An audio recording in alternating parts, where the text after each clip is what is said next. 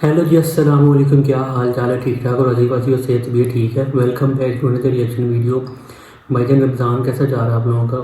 उम्मीद करता हूँ आप सबका रमज़ान ठीक जा रहा होगा, रोज़े रख रहे होगे, सब कुछ खा पी रहे होगे।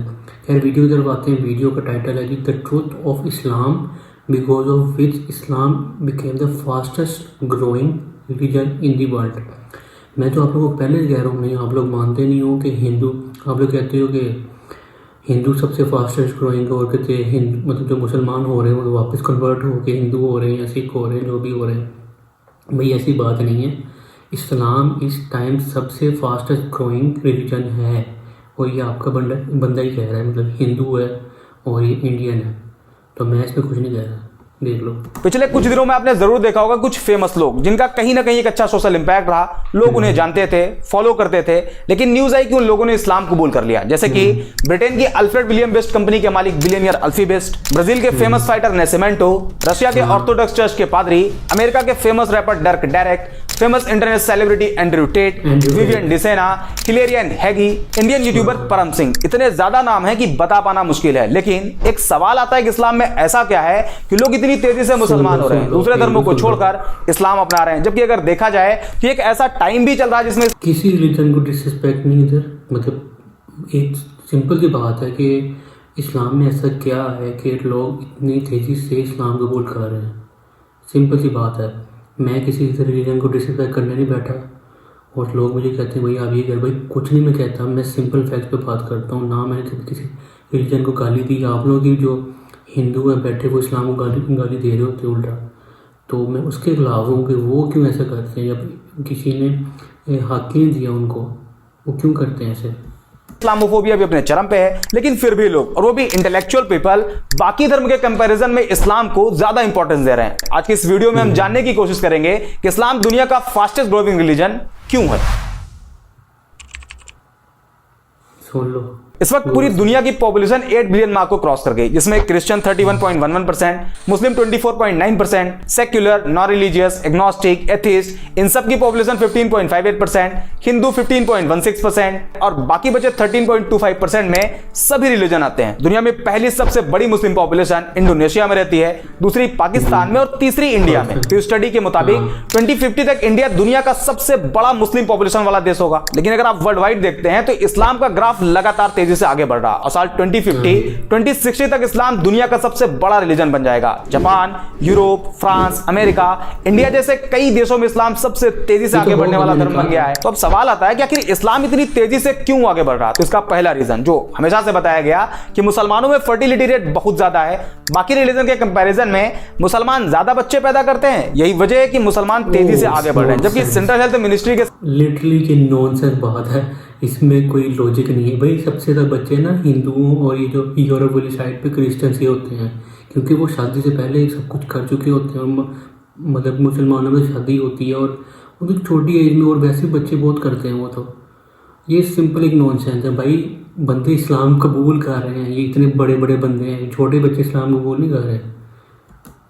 सर्वे के मुताबिक मुसलमानों के बीच फर्टिलिटी रेट भी कम हुआ है। दूसरा रीजन, दूसरे धर्म के लोग तेजी से इस्लाम की तरफ अट्रैक्ट हो रहे हैं। पर डे कहीं ना कहीं से न्यूज आती है किसी फेमस इंडिविजुअल ने इस्लाम धर्म अपना लिया। कहीं कोई फेमस बिलियनियर होता है, तो कभी कोई फेमस फाइटर, तो कभी कोई फेमस रैपर, सेलिब्रिटी। ये उन लोगों की खबरें होती है जो कहीं ना कहीं फेमस होते हैं, लोग उन्हें फॉलो करते हैं। लेकिन ऐसे भी बहुत से लोग हैं जो इस्लाम अपना तो रहे हैं, लेकिन आम लोग होने की वजह से उन्हें सोशल मीडिया पर या न्यूज पोर्टल पर जगह ही नहीं मिल पाती। एक मोटा मोटा आंकड़ा आपको बताते हैं। न्यूयॉर्क टाइम के मुताबिक अमेरिका के टोटल मुस्लिम पॉपुलेशन में 25% कन्वर्टेड मुस्लिम है, और एक एस्टिमेट के हिसाब से करीब 20,000 से ज्यादा अमेरिकी हर साल इस्लाम कबूल कर लेते हैं। इसी तरह ब्रिटेन में करीब 6,000 लोग इस्लाम धर्म में शामिल हो जाते हैं। जापान भी एक ऐसा देश है जहां लोग तेजी से इस्लाम की तरफ आ रहे हैं। वसेदा यूनिवर्सिटी के अकॉर्डिंग पिछले 10 सालों में जापान में मुसलमानों की आबादी डबल से भी ज्यादा हो गई, जिसमें करीब 50,000 से ज्यादा जापानी लोगों ने इस्लाम कबूल कर लिया। और अभी हाल ही में एक रिपोर्ट आई जिसमें बताया गया कि दुनिया में मुस्लिम पॉपुलेशन 2 बिलियन मार्क को क्रॉस कर गई, जिसमें एक बड़ा नंबर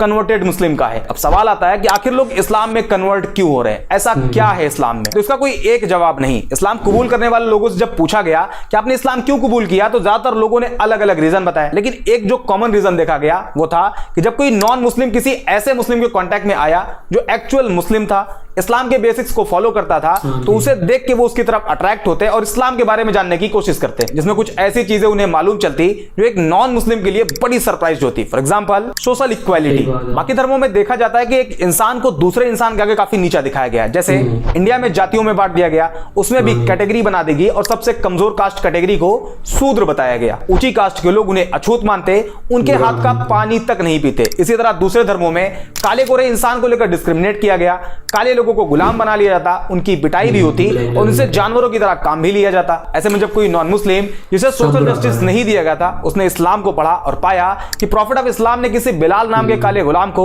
न सिर्फ आजादी दिलाई, बल्कि आजादी के साथ साथ बाकी मुसलमानों के आगे बिलाल को काबे की छत पर अजान कहने के लिए खड़ा कर दिया। इसके अलावा जब लोगों ने प्रॉफिट ऑफ इस्लाम की एक स्पीच के बारे में जाना, जिसमें उन्होंने कहा था एक अरेबियन किसी नॉन अरेबियन से सुपीरियर नहीं, और ना ही कोई नॉन अरेबियन किसी अरेबियन से सुपीरियर है, ना कोई काला किसी गोरे से सुपीरियर है, और ना ही कोई गोरा किसी काले से। यह जानने के बाद कि इस्लाम में कोई ऊंचा नीचा नहीं, इस एक पॉइंट की वजह से न जाने कितने लोगों ने इस्लाम कबूल कर लिया। दूसरा रीजन, हमारे तो मस्जिद में जो नमाज होती है, जमात की जो लाइन बनती है, उसमें नहीं होता कि अमीर इसके साथ अमीर के साथ खड़ा होगा, गरीब गरीब के साथ।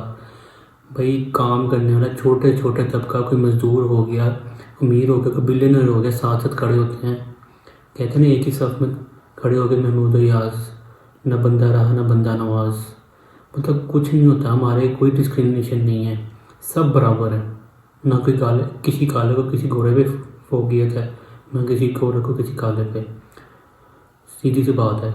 और कोई नॉन अरब को मतलब कि अरब वाले पे और अरब वाले को नॉन अरब पे फोगियत है। सारे बराबर है, सबको बराबर हकूक मिलते हैं और पीसफुल रिलीजन है हमारा।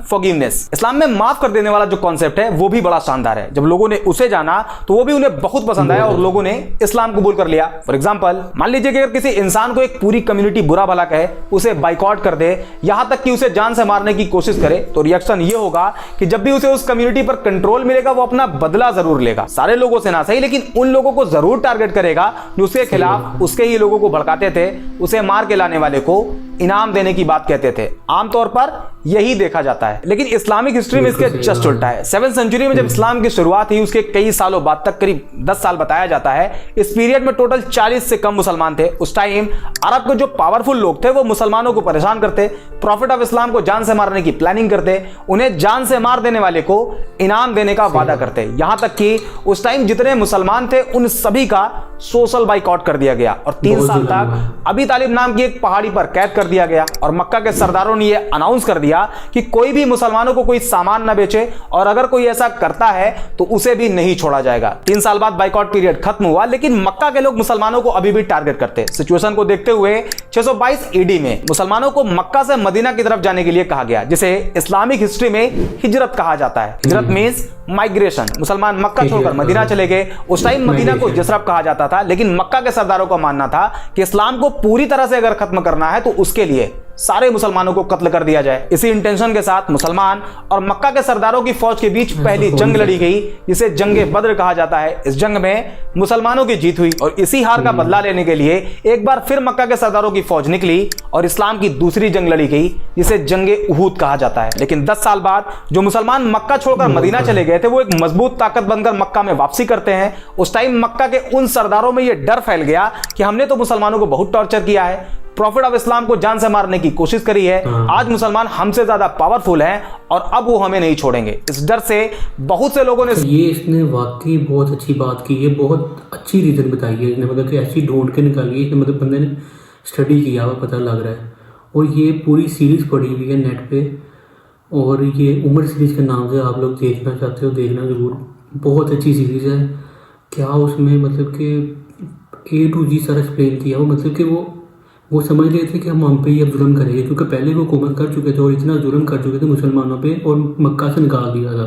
लेकिन जब मुसलमानों को फतह हुई, दोबारा मक्का आए, उन्होंने कुछ भी नहीं कहा, सबको माफ़ कर दिया, बल्कि दीन की दावत दी। फिर आहिस्ता आहिस्ता लोग कन्वर्ट होना शुरू हुए। बहुत हैरान हो गए, भाई ये तो हम पे मतलब कि हम यहाँ पे जुल्म नहीं कर रहे, हमें बल्कि दीन की दावत दे रहे हैं और अच्छी तरह रख रहे हैं, वो तो परेशान हो गए। सरेंडर कर दिया और बहुत से लोग मक्का छोड़कर भाग गए। लेकिन जब प्रॉफिट ऑफ इस्लाम ने अपनी बात कहनी शुरू करी तो लोगों ने जो सोच रखा था वो उसके जस्ट उल्टा था, और एक पब्लिक अनाउंसमेंट करी गई कि जिन जिन लोगों ने मुसलमानों को परेशान किया था, मुसलमानों को मारा था, मक्का छोड़कर मदीना जाने के लिए मजबूर किया था, उन सभी को माफ किया जाता है। ये एक सेंटेंस इतना इफेक्टिव साबित हुआ कि जो पहले इस्लाम को खत्म करना चाहते थे उन सभी ने इस्लाम कबूल कर लिया। और आज भी इसका इंपैक्ट इतना ज्यादा है कि जब कोई नॉन मुस्लिम इस्लाम के इस चैप्टर को पढ़ता है तो इस्लाम की तरफ अट्रैक्ट होता है। तीसरा और सबसे बड़ा रीजन है बिहेवियर। आज सोशल मीडिया पर इस्लाम की जिस इमेज को प्रेजेंट किया जा रहा है वो इस्लाम की रियलिटी नहीं। हालांकि मैं ये भी क्लेम नहीं कर रहा कि इस्लामिक बेसिक्स के अकॉर्डिंग सारे मुसलमानों का बिहेव अच्छा है। इस्लाम तो कहता है कि शराब पीना हराम है और शराब सभी बुराइयों की मां है, लेकिन फिर भी आज का मुसलमान शराब के ठेकों की लाइन में आपको लगा हुआ दिखाई देगा। बट अनदर हैंड कुछ मुस्लिम्स ऐसे भी हैं जिनका behave as it is Islam. वो तो जाहिर बात है, अब बुराई तो रुकती नहीं है और शैतान तो हाजिर है। शैतान तो सिर्फ रमज़ान में बंद होता है, पूरे साल तो ही बंद होता है, तकरीबन 11 महीने। और बुराई तब तक नहीं ख़त्म होगी जब तक आप खुद नहीं चाहते।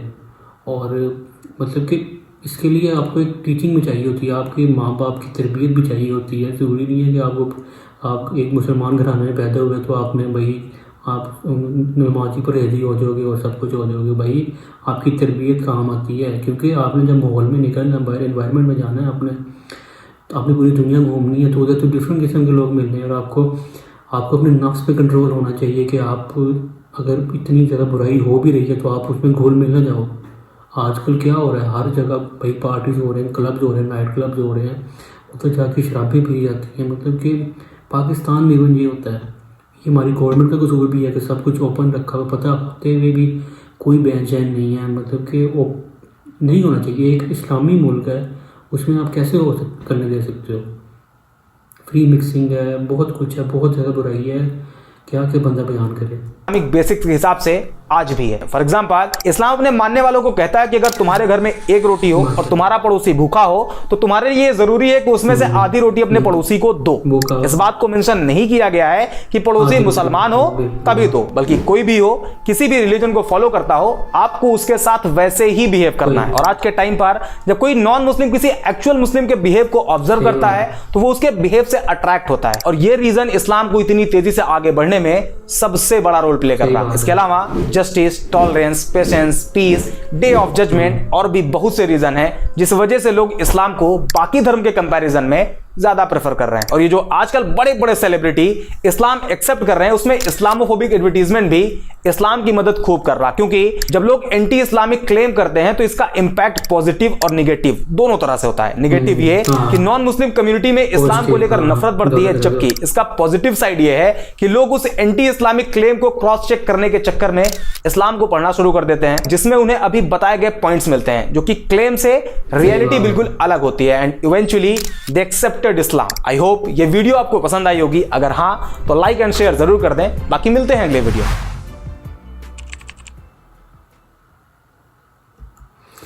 बहुत कमाल की वीडियो थी भाई की।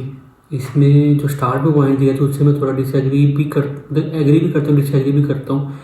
अब ज़्यादा शायरी से बात है, पूरी दुनिया में वही बच्चे पैदा होते हैं, इसमें कोई बड़ी बात नहीं है। ये नहीं है कि मुसलमान बच्चे ज़्यादा पैदा करते हैं। मुझे कोई प्रॉपर आप स्टैट दिखा दो, मैं शायद मान लो फिर।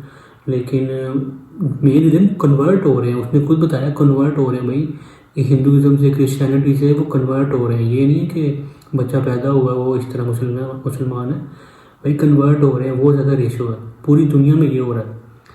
और जो उसने वाक़यात बताए हैं, जंगे ओहद, जंगे बदर, वो वाक़यात कमाल के थे। उसमें हज़रत उमर के दौर में हुई थी ये, और उसमें मतलब कि यार आपको देख के गूज़ बम्स आते हैं। लिटरली मुसलमानों की हिस्ट्री इतनी रिच है, कैसे कैसे उन्होंने मुश्किलात का सामना किया और क्या क्या उन्होंने मुश्किलात है, इतना जुल्म हुआ, फिर भी वो अपने अकीदे पर डटे रहे। आज के मुसलमान तो वैसा है ही नहीं इतना। मतलब कि कहते हैं ना अभी दज्जाल ने आना है तो उसका जो फितना होगा वो सबसे ख़तरनाक फितना होगा। उसने एक हाथ में अपने जहन्नम रखी होनी है, एक हाथ में दोज़ख रखी होनी है। जो बंदा उस पर ईमान नहीं लाएगा, उसकी मतलब कि जो अपना फितना फैलाएगा उस पर ईमान नहीं लाएगा, वो उसको मतलब उस तरह फेंक ही जाएगा और वो फितना होगा। लिटरली अल्लाह ताला उसको इतना इख्तियार देंगे कि उसके पास जन्नत का भी होगी और जहन्नम भी होगी। तो अल्लाह ताला बस दुआएं पढ़ो और ज़िक्र अस्कार करो, और चारों कूल बहुत इम्पोर्टेंट है। कहते हैं कि यही आपको दज्जाल के फितने से बचाएंगे और हर तरह के फितने से बचाएगी। खैर, क्या लगता है आप लोगों को, इस्लाम फास्टेस्ट ग्रोइंग है? कौन सा रिलीजन सबसे फास्टेस्ट ग्रोइंग? इस्लाम को आपने कभी रीड किया, अगर जो हिंदू भाई मेरे देख रहे हैं? और कैसा आपको लगता है जब आप देख के, मुसलमान को देख के क्या फर्स्ट इंप्रेशन आता है? वो जो आप कहते हैं ना टेररिस्ट आतंकवादी, वो इस बंदे ने बता दिया, ऐसा नहीं है बिल्कुल भी। वो एक इमेज रिप्रेजेंट किया गया है, मतलब कि ये मूवीज़ वगैरह के थ्रू, और मतलब कि एजेंसीज और जो एंटी मुस्लिम जो एजेंसीज हैं, एजेंट्स हैं, सारे यही प्रेजेंट करने के लिए रखे हुए हैं। खैर, क्या लगता है आपको? मेरे कमेंट में लाजमी बताना। फिर मिलते हैं नेक्स्ट वीडियो में, तब तक के लिए बहुत सारा ख्याल रखिएगा।